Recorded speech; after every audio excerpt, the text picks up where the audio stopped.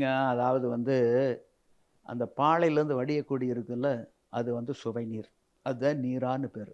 அந்த கலயத்தில விழுந்ததுன்னா, அந்த கலயத்தில இருக்கக்கூடிய ஈஸ்ட்டு 35 வகையான ஈஸ்ட்டு தான் நொதிச்சு போவதுக்கு காரணம்.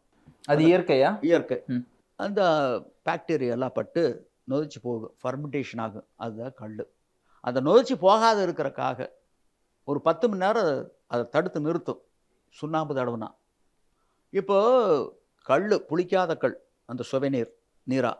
அதிலிருந்து சர்க்கரை தயாரிச்சா, இன்னைக்கு ரூ. 750 1 கிலோ சர்க்கரை. கருப்பட்டியா தான். ஆமா. ம். வெளிநாட்டுக்காரர் என்ன சொல்றாங்கன்னா, வெர்ஜின் சுகர் வேணும்ங்கிறாங்க. அதே சுண்ணாம்பு தடவுனா அது கலப்பட சர்க்கரை ஆயிருது. ரூ. 250. எங்களுக்கு எது ஆதாயம்? கல் ஆதாயமா? பதநீர் ஆதாயமா? கல்லுலருந்து சர்க்கரை தயாரிச்சா 750. பதநீர்லருந்து தயாரிச்சா 250. நீங்க கல்லறைக்கு க அந்த கல்லுல கலப்படம் பண்ணி பதநீர் ஆக்குறாங்க. பதநீர் அரைக்கி பதநீர்ல கலப்படம் பண்ணி கல்லாக்குறாங்கிறதெல்லாம் கிடையாது. நீங்க நீங்க நீங்க பதநீர் இறக்குனீங்கன்னா, ஒரு 10 மணி நேரத்துக்கு பின்னாடி பழையபடி கல்லா மாறிரும்.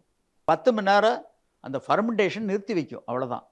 மத்தபடி அது கல்லாயிரும். பழையபடி கல்லாயிரும். மீண்டும் கல்லாயிரும். ஓகே. அவரு அதத்தான் சொல்றாரோ நீங்க டோடின்னு. பதநீர்ல கலப்படம் பண்ணி விக்கிறாங்க. அப்படி இப்படின்னு சொல்லி தெரியாம, புரியாம சபாநாயகரே பதிவு பண்றாரு. ஒரு புரிதல் இல்லாம. கல் பற்றிய புரிதல் இல்ல. முதலமைச்சருக்கு புரிதல் இல்ல. பதநீர குடிச்சு போட்டு என்னங்கிறாரு? "என்ன பதநீர் இனிக்குது? சீனி போட்டிருக்கீங்களா?" அப்படின்னு கேட்குறாரு. ஆக இவங்களுக்கெல்லாம் கல் பற்றிய புரிதலும் இல்ல. காவிரி தீர்ப்பு பற்றிய புரிதலும் இல்ல. புரிதல் இல்லாம இருக்காங்க. ஒரு மருத்துவர் இப்படி புரிதல் இல்லாம பதிவு பண்றாருன்னா, இது வேதனைக்குரியது, வெட்கக்கேடானது. "தன்னெஞ்சு அறிவது பொய்யற்க பொய்த்தபின் தன்னெஞ்சே தன்னைச் சுடும்."